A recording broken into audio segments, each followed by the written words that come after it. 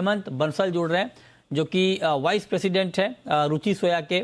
हेमंत जी, बहुत बहुत स्वागत है आपका। और इनफैक्ट आपकी कंपनी ने भी एमआरपी में कमी की है, जिसका फायदा 1 से 2 हफ्ते में कंज्यूमर को मिलने लगेगा। अब आप जरा बताएं कि अभी एडिबल ऑयल का सिनारियो हमारे देश में है क्या, क्योंकि जब यूक्रेन और रूस का युद्ध शुरू हुआ था तब सप्लाई को लेकर बड़ी चिंता थी।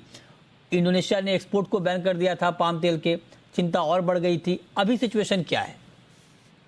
नमस्कार मृत्युंजय जी, और सभी जी बिजनेस के दर्शकों को भी मेरा नमस्कार। धन्यवाद आपको मुझे बुलाने के लिए।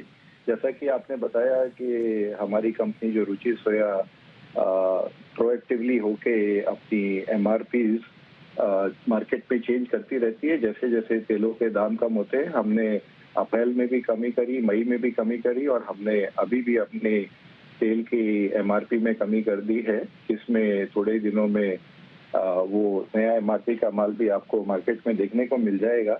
और एमआरपी के अलावा हम कंसिस्टेंट बेसिस पे, डे टू डे बेसिस पे, जैसे जैसे तेल के भाव और कम होते हैं, हम continue as a company market में अपने डिस्ट्रीब्यूटर्स और सबको वो रिड्यूस रेट पे माल देते जाते हैं, और कंसिस्टेंट सप्लाई बनाने के हिसाब से, ताकि मार्केट में किसी भी तरह की सप्लाई चेन में वो कमी नहीं हो। अच्छा, अगर हाँ जी, ठीक है। तो एक बात और बताएं बंसल जी, कि ये तो कटौती हो गई है, लेकिन अभी क्या कुछ और कटौती होने की गुंजाइश है? आगे दाम कुछ और कम होने वाले हैं? देखिए मृत्युंजय जी, इसमें क्या है, ये क्योंकि हम भारत एज अ कंट्री 65% के आसपास अपना तेल बाहर से इंपोर्ट करते हैं, तो डोमेस्टिक फैक्टर्स के अलावा इंटरनेशनल फैक्टर्स भी बहुत सारी चीजें ये गवर्न करते हैं कि तेल के प्राइसेस ऊपर नीचे या कैसे होने वाला। जैसा आपने अभी खुद बताया, यूक्रेन रशिया का वार होने से सनफ्लावर की कीमतें आसमान को छूने लग गई थी। बट अच्छा, उस टाइम पे ये था कि हमारी डोमेस्टिक की मस्टर्ड क्रॉप आ रही थी, जिसने उस शॉर्टेज को क्रिएट नहीं होने दिया और तेलों को एक दाम के ऊपर नहीं बढ़ने दिया। अगर उस टाइम पे ये नहीं होता तो शायद तेल के दाम और बढ़ जाते। बट अगर हम ये देखें ऊपर से, आज से अगर हम 40 से 45 दिन पहले की बात करें, तो सभी तेल के अंदर में 15 रुपए से लेके 20-22 रुपए तक की एक नीचे स्तर देखने को मिला है, जो काफी इंटरनेशनल फैक्टर्स के थ्रू हुआ।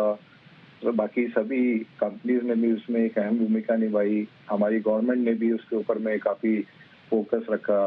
तो ये सारी चीजें चलते हुए आज की तारीख में अगर देखें, जो आज से 1-1.5 महीने पहले कंज्यूमर को तेल खाने के भाव जिस भाव में मिल रहा था, उससे ऑलरेडी 15 रुपए के आसपास कम हो गया है, और कुछ तेलों में 20 रुपए भी कम हो गया है। अब सर अगर ये आगे की बात हम ये करें, तो देखिए ये काफी सारे फैक्टर्स के ऊपर में डिपेंड करेगा। मार्केट अभी एक थोड़े से स्टेबलाइज्ड मोड में लग रहे हैं।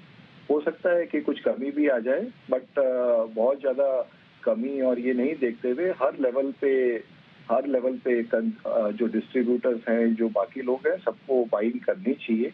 ये मार्केट का नहीं, वो तो ठीक है बंसल जी, लेकिन अब देखिए फैक्ट ये है अभी कि अभी तेल की सप्लाई को लेकर कोई दिक्कत नहीं है, क्योंकि इंडोनेशिया से हम इंपोर्ट कर सकते हैं जितना चाहे उतना, क्योंकि इंडोनेशिया खुद चाहता है कि उसका एक्सपोर्ट बढ़े। वहाँ पर बहुत ज़्यादा डोमेस्टिक सप्लाई बढ़ गई है, उनको रखने में भी दिक्कत आ रही है। एक तो ये वजह है। दूसरी वजह यह है कि सिर्फ इंडोनेशिया में नहीं बल्कि ग्लोबली अभी तेल के दाम कम हुए हैं। अमेरिका में आप देखिए सोया तेल के दाम कम हुए, मलेशिया में पाम तेल के दाम 2 महीने के निचले स्तर पर चले गए हैं। हमारे पास ये जानकारी आ रही है कि पोर्ट पर करीब करीब 22 लाख टन का स्टॉक है, जबकि हमारा मंथली कंजम्पशन 18-19 लाख टन के आसपास है। आप करेक्ट करें अगर मैं गलत हूं तो क्या ये जो सारे फंडामेंटल हैं ये काफ़ी नहीं है कि तेल कीमतें और कम हो जाएं? देखिए, ये फंडामेंटल्स आप सही कह रहे हैं कि फंडामेंटल्स की इन्हीं सब फंडामेंटल्स की वजह से, जो मैं आपको बता रहा हूँ, 15 से 20 रुपए किलो की ऑलरेडी जो मंदी आ गई है, वो आ गई है। अब ये कहना कि यहाँ से और 10 रुपए किलो मंदी आ जाएगी या 5 आ जाएगी, ये मुश्किल है। ठीक है, बट मार्केट ऐसा भी नहीं है कि बहुत ज्यादा कोई तेजी की तरफ चले जाएंगे, बट एक स्टेबलाइज्ड मार्केट, एडिबल ऑयल का मार्केट एक स्टेबलाइज जोन में आ गया है। हो सकता है यहाँ से 2-3-4 रुपए की मंदी आ भी जाए। तो डिमांड भी कम होती है सर, मेरे ख्याल से जून जुलाई में आम का सीजन होता है, ये ठीक बात है क्या? देखिए, बिल्कुल, आज गर्मियों के अंदर में तेल की डिमांड बढ़ जाती है। बट अब क्या है, आने में बारिश का सीजन आ रहा है जिसमें हर एक आम घरों में तली हुई चीजें, पकौड़े, इस टाइप की बहुत सारी चीजें खाई जाती है। तो ये मॉनसून सीजन में नॉर्मली एक तेल की डिमांड थोड़ी सी गर्मियों के बनिस्बत बढ़ती है। और दूसरा क्या है कि जैसे कुछ अचार के सीजन और भी आ रहे हैं जिसके अंदर में मस्टर्ड ऑयल की डिमांड भी अभी आने वाले टाइम में कुछ बढ़त की तरफ देखी जाएगी। तो ये सारे फैक्टर्स है। वो जो बिल्कुल स्लगिश डिमांड वाला पीरियड था वो चला गया है ऑलरेडी। एक चीज और है, क्योंकि ये एक तरफा गिर रहा था तो मार्केट में सप्लाई चेन भी लोगों ने बहुत ज्यादा बड़ी इन्वेंट्रीज के ऊपर में अपनी पोजीशन नहीं ले रखी है।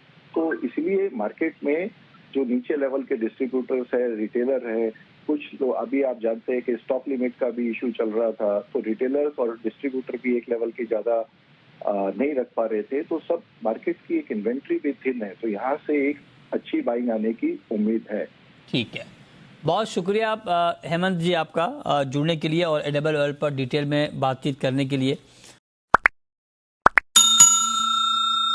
Please like and subscribe IVPA channel.